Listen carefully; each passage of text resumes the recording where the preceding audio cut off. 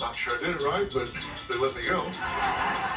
But let's take it a step further. What if you could unlock your car, open your door, or place a call with just this? And how would you do that? Well, you would put it here in your arm. Yes, today we're talking all about human microchipping. Surgically adding implants underneath your own skin to store and access information. Open and close doors, pay for groceries, unlock safes, and other useful tasks. Now, you may have heard about microchipping animals, right? But 50,000 people worldwide now have been chipped in recent years, and the trend seems to be growing. Take a look.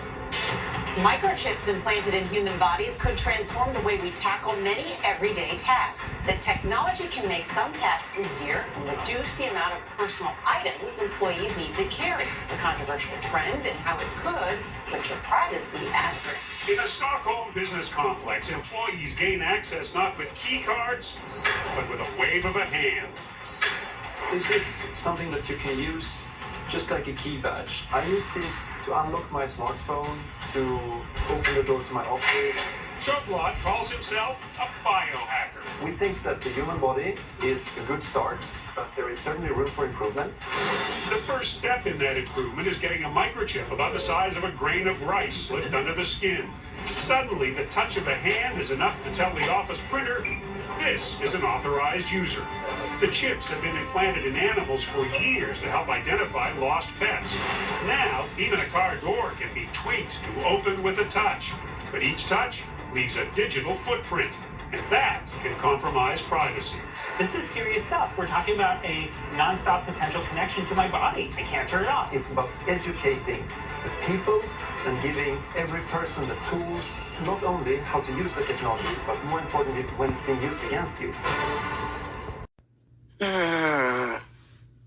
They got pictures of puppies and lambs on the screen. Go ahead, put this up. Come on. I don't know what's going on here. Read that again, Leon. So he carried me away in the spirit into the wilderness. And I saw a woman sit upon a scarlet-colored beast, full of names of blasphemy. Full of names of blasphemy. Having 7 heads. Having 7 heads. And 10 horns. And 10 horns. Go ahead. And the woman was arrayed in purple and scarlet color. And red color. Go ahead. And decked with gold. Do you have any pictures of the woman? Y'all should have that on deck. I know I showed the pictures of the woman. Oh, God in heaven, help me. Ooh-sa. Ooh-sa. Pins and needles. Needles and pins. Y'all don't know what I'm talking about. That's when the honeymoon is. Yeah, only we would know. That's when we was little kids. They don't even show the honeymooners. That's it. That's the hoe right there. Read that again. And the woman was arrayed in purple and scarlet color. And decked with gold. And decked with gold. Go ahead. And precious stones and pearls. And precious stones and pearls. Having a golden cup in her hand. She had a golden cup. The key is in her hand. Go ahead.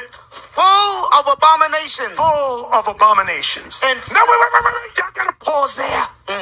In the hand of America, because the woman represents America. She had a cup. In the cup, it was full of abomination. That covers a lot of things. Go ahead. And filthiness. And filthiness. Of her fornication. Of her fornication. And upon her forehead. And upon her forehead, her mind. Was a name written. Was a name written. Mystery. Mystery. Babylon the Great. Babylon, that's the United States of America. The mother of harlots. The mother of harlots. And abominations of the earth. So let's sum all that up in her hand and in her forehead with one word, brothers. Sin. That's what. Sin. That's what it's. That's why Christ said the love of many. And because iniquity shall abound, the love of many shall wax. Because it's saying the same thing. And that's going into, like the bishop said, you people are complaining about little subtle things on TV that you see. It has to get 100 times worse. It has to be everywhere you turn, you're going to see sin. When it says it's going to abound, it's going to get worse than we can imagine in our heads. Exactly. And as the sin becomes worse, guess who sticks out like a sore thumb? You Israelites, keeping the commandments of God. Put on the screen.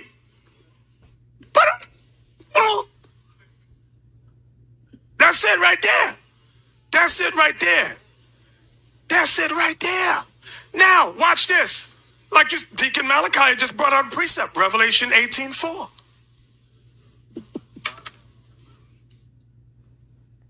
Revelation 18:4. And I heard another voice from heaven saying, come out of her, my people, You Israelites. that ye be not partakers of her sins. Her what? Her sins. Her what? Her sins. Her what? Her sins. Her sins, her sins, her sins.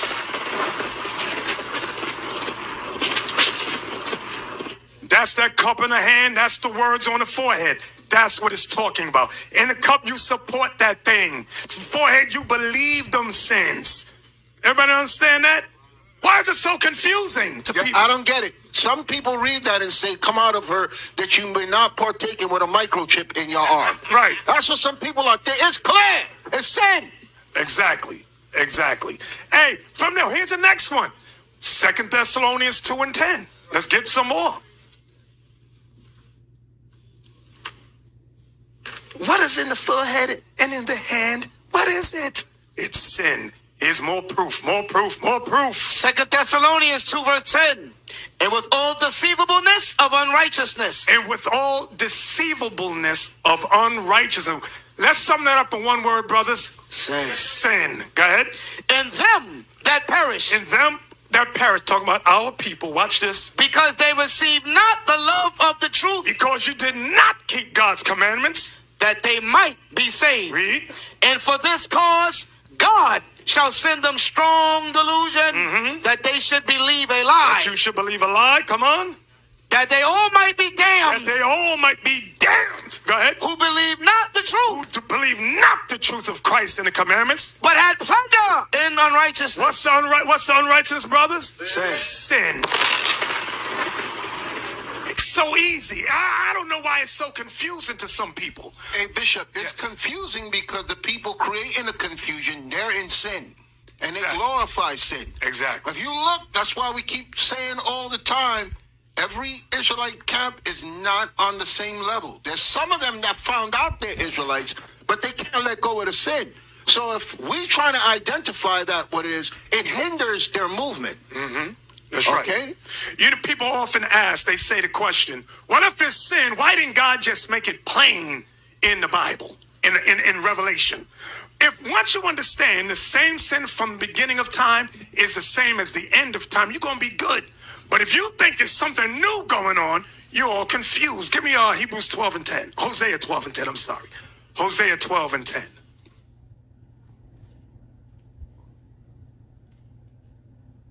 Hosea chapter 12 and verse 10. I have also spoken by the prophets, and I have multiplied visions, and used similitudes by the ministry of the prophets. That's why in Revelation it's written as similitudes. Everybody see that? It says similitude. There's only in Revelation, there's only like 2 or 3 times the word sin is even recorded. Everywhere else is mark of the beast. That's what it's saying. That's what it's calling the sin. Mark of the beast.